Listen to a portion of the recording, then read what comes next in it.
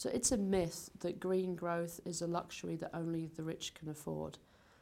Fragile countries, poor countries, fast-growing economies from the developing world all face planning decisions today that will either lock in an irreversible use of resources for the long term or which will free countries from that.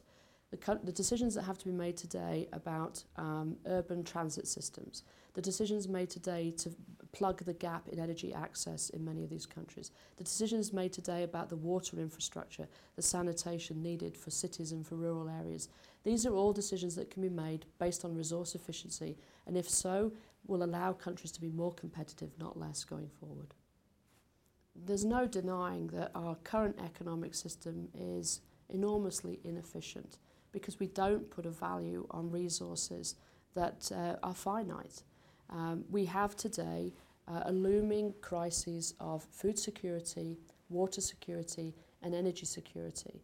And in that context, we have to build economic systems that force us and encourage us to be more resource efficient. This report on inclusive green growth is designed very much for a public policy audience, for smart policy decision making and taking by public officials.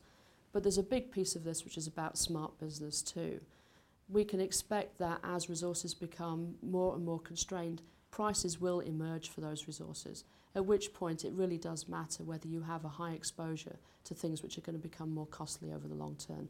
So, as we've said in other areas, we at the World Bank think that green growth, inclusive green growth, is about smart economics, resource efficient economics, but also about smart business.